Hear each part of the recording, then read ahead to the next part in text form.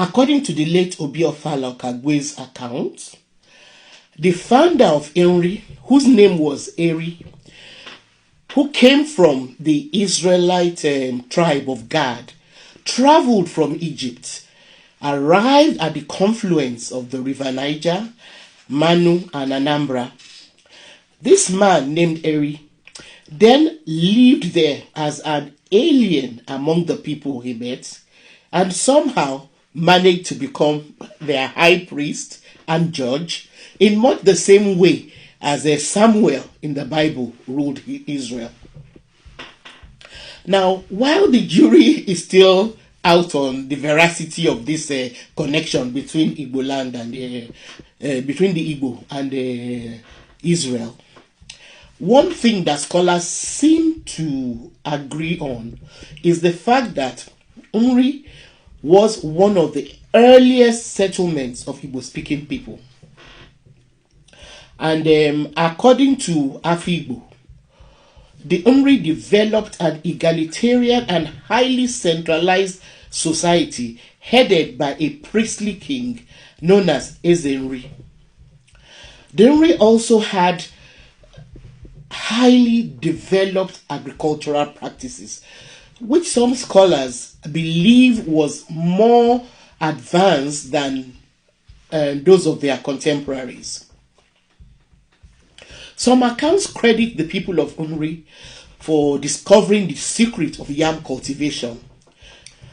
The ability of the Nri to cultivate this highly valued food product gave them advantage over their neighbors who needed to learn their secret to cultivate yam. This scientific breakthrough boosted the profile of the kingdom, and its reputation as a commercial center spread easily far and wide. According to Anda and Kwanda, around 900 AD, Nri also made a technical breakthrough in mastering the art of iron smelting.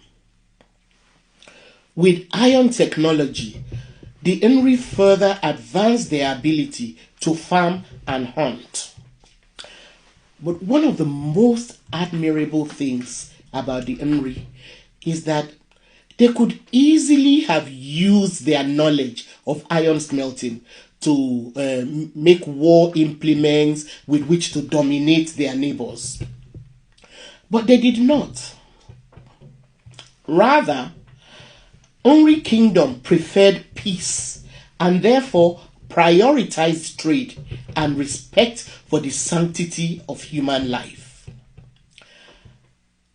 To ensure that its iron technology was not weaponized and misused to cause bloodshed, the rulers of Nri, known as Eze-Nri, transformed weapons into ritual objects, thus militating against unnecessary violence.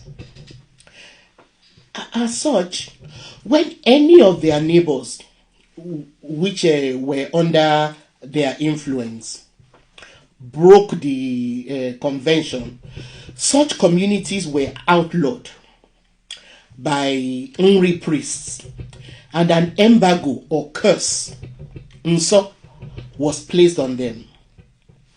The curse on Nso was not lifted until a cleansing rite was performed. It was really admirable.